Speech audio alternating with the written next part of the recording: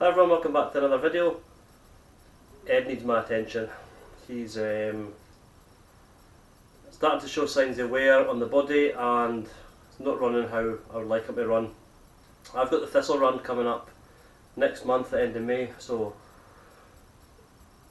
I've entered in that for the second year in a row. Last year was really great, really enjoyed it, and this year it's from Loch Lomond Shores to Largs in Scotland.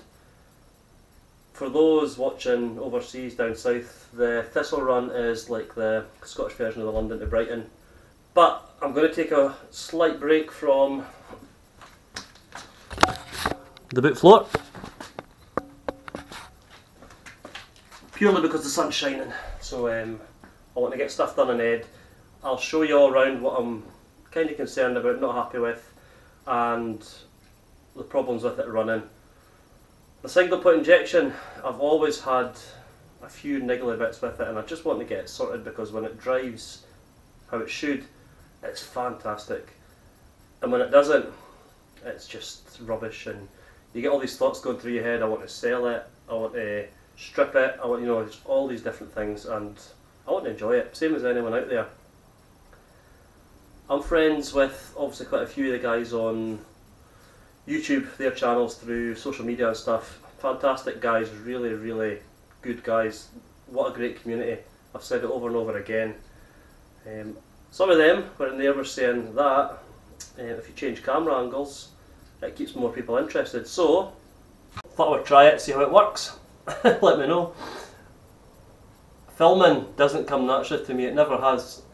Talking to a camera, yeah. Doesn't come naturally. I'm certainly no TV presenter. Anyway, before I continue, I've just got a few thank yous I'd like to say to some of the guys below there and subscribers. First one is to Sprocket. I'm not going to tell you his real name because he doesn't want his real name revealed.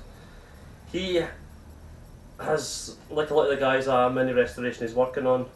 Can't wait to see it finished, by the way, and hopefully Sprocket, you'll send some footage over and I'll include it in one of these videos for you. But he's had a lot of single point injection parts that he didn't want, and he's basically offered me them. Now I'm not the kind of guy that likes to take things without paying for it, or or doing something in return, because it's just not the way I've been brought up. So what he's given me is a full injection unit, which some of these parts, if you've got an injection model, they're expensive if they're even available. Things like the stepper motor, injector unit, all the various bits and pieces. He's also given me this box of parts, and some of these stuff are invaluable. There's brand new brake master cylinders, clutch plates, pressure plates, air filters, various bits and pieces, which again, I'm quite humbled that he would even think of me for this. So Sprocket, honestly, thanks very much, and hopefully I get to meet you this year at one of the events. A few other people, the DJSE, Alex. Alex is kind of the person that's been helping me with anything down the Manchester way. If there's a car that needs looked at, if I'm interested in possibly buying it, speaking to Sprocket, getting parts arranged, storing them at his. Alex is a really, really decent guy, and I'm really glad to call him mate. He got this parts collection together for me, so thanks very much, honestly, Alex. I really appreciate it. Finally, Alex Tooney, he travels the country. He must earn more in air miles than what I earn, full stop. Really decent guy, met him a few times. Most of you guys watching will know it. Most of you guys watching will know him. He was coming up past my way, and he dropped all this stuff off for me. So, it was too heavy to post, and I wasn't going down soon, so without him and the other Alex, the DJSE, I wouldn't have these. So honestly guys, thanks very much, and when we all get together, the rounds are on me, so thank you. Right, so let's go and have a look at Ed. I'm just going to show you a few of the things cosmetically that I'm quite worried about. That I like to have a perfect car, but I like to have a driving car. I want something I can enjoy and drive. I'll try to avoid salt or grit on the roads here, but sometimes you just want to drive your Mini, and yeah, I have been. So the bodywork's starting to show signs of wear and tear, but basically at some point I want the body kit off. I don't like the body kit, and it has to come off, but underneath there's a lot of rot, and if you take that off it's going to be a lot of noticeable paintwork. So that puts me off slightly, because I want a car that I can drive, and I want a car that will be working on here, that, you know, I want one that I can use. Because if you've got a classic Mini to drive and you're having a tough time on the other cars, all you do is go for a drive and the smile comes. So yeah, so I've had thoughts going through my mind. I've lost motivation the last few weeks, thinking, will I do this, will I do that, will I sell it, will I get another car? I've done a lot to it. Mechanically it's a really decent car, apart from the few running issues I'm having at the moment, which I'll show you. So yeah, first I'm going to take you around. I'm going to show you some of the areas that I want to give attention. Driver side A panel, yeah, it's bubbling quite badly now. And again, if it wasn't for this body kit, it would be fairly easy to just get a new A panel, get it all fitted, but this makes it complicated underneath here. A little bits starting to bubble here. That can be cleaned, sanded and touched up at the moment. Slight bits here. This isn't, well, it wasn't an MOT failure, but it looks terrible. You know, it's all rusted inside. I do have new headlights to go in, and I looked at it a while ago, but this rear plate, sorry, the rear seal for the bowl, like it should be bolted in, isn't bolted in. I'm guessing it's tiger sealed on, and I need to look at that again and see how easy it is to come off, because I don't want to rip half the wing off. To be honest, the front of the car needs replaced completely.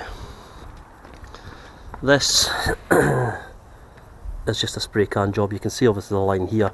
The door was getting really bad, so I gave it a bit of attention. I'll put some photos on here of me doing the process, but yeah, it doesn't look the greatest, but it looks better than what it was, and it's basically to keep it at bay just now until I can get some proper work done on the car.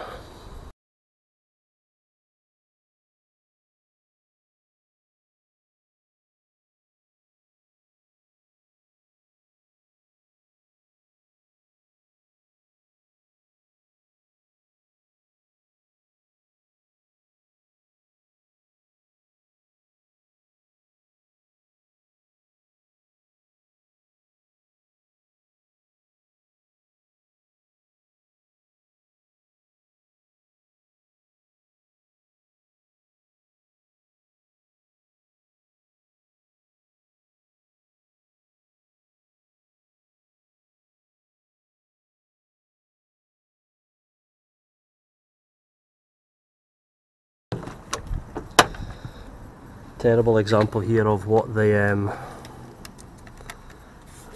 body kit does, trapping this here. So this all needs taken back, and again it does need to come off, but at the moment it's just not possible without taking half the car to bits. The running issues, it's all down to the ECU, the readings it's getting and overfueling. Basically the car, especially when it's cold, but not always when it's cold, it can be intermittent, and there's nothing worse than an intermittent fault. So basically starts first time every time, idles mainly just over 1,000 RPM consistently. There's a few times it's a bit rough, but nah, not enough to worry about it. So it's accelerating. Generally first, second gear when you're going, it's a bit jumpy, but it's not too bad. Third and fourth gear, when you put your foot down, it's terrible hesitation, like the fuel's not getting through, there's no power. and it's, you know, it's just not getting there. And it's done that before. I replaced obviously a few bits and pieces, and yeah, improved it, but it keeps coming back. Whether that be because there's more carbon build up on new spark plugs, etc. But yeah, so I need to get this sorted because it's so frustrating. You're putting your foot down and this car's not going anywhere. So basically, what have I done to the car? I've replaced the air temp sensor, the lambda sensor, the full exhaust system including the manifold. I've replaced the water temp sensor, which is at the bottom of the inlet manifold, so that all has to come off for good access basically. The 4 vacuum pipes have been replaced. There's a few bits and pieces I still need to do, but those are what I've done on the injection side of it. To the back of the car, if you've watched the videos, you'll see a new fuel filter and surrounding pipes have all been fitted. I've checked the rest of the pipes from the rear to the front. They're all fine, there's no any issues with corrosion, anything like that. I've fitted a new coil. There's been a new thermostat, gaskets, all that sort of stuff. The complete water system was flushed out, and it's got new hoses all around. It's got a new heater matrix, so you know, all of that side of it's all been done. But still, there is this hesitation. The temperature gauge in the dashboard here used to be very inconsistent. Sometimes it would give a good reading in the middle, other times it just wouldn't move.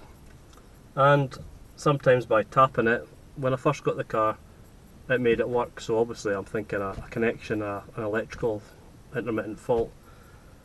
It's been a while since that's actually worked. It never works now, it's reading cold all the time. And there's obviously issues with the wiring or with some of the electronics in there.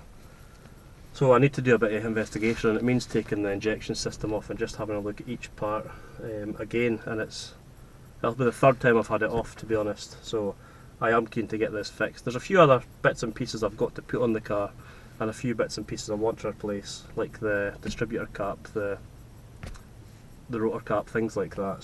Yeah, so I'm sure some of you guys watching this will have had similar issues with your single put injection. Sharing this video, not just for me, but for anyone else that's maybe wanting to look at the comments and say, oh yeah, I've had that. You know, share, because that's why I do this. Right, this has not been started for 2 days. It's quite, I'm going to say it's quite mild today. We're probably sitting about 7-8 degrees, which, believe me, how it's been in Scotland is mild. Some of you people are like, oh, that's freezing. Yeah, that's why I've got this jumper on. But let's go for a drive and see some of these symptoms.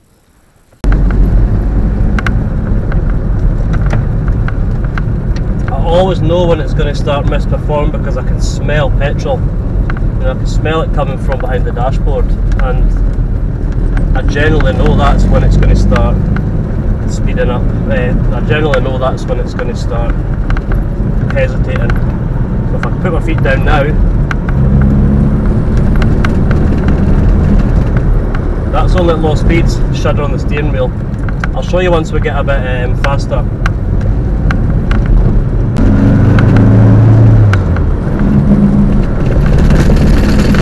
Classic example. Foot down, no power, vibration coming through the steering wheel. So there you have it. The drive wasn't as bad as it was the other day when it was a bit colder. I've done a few bits and pieces to the car. I've checked some of the vacuum pipes, tightened up some of the fittings. That might have helped, but it's still not what it should be. And again, that could be part of the intermittent fault, that could be part of what I've done, or it could be part of the fact that it's a bit warmer. So I'm going to do a bit of investigating, have a look at it, see if I can find what the fault is, get it running how I want it to be running, and yeah, I'll obviously share what I've done with you guys.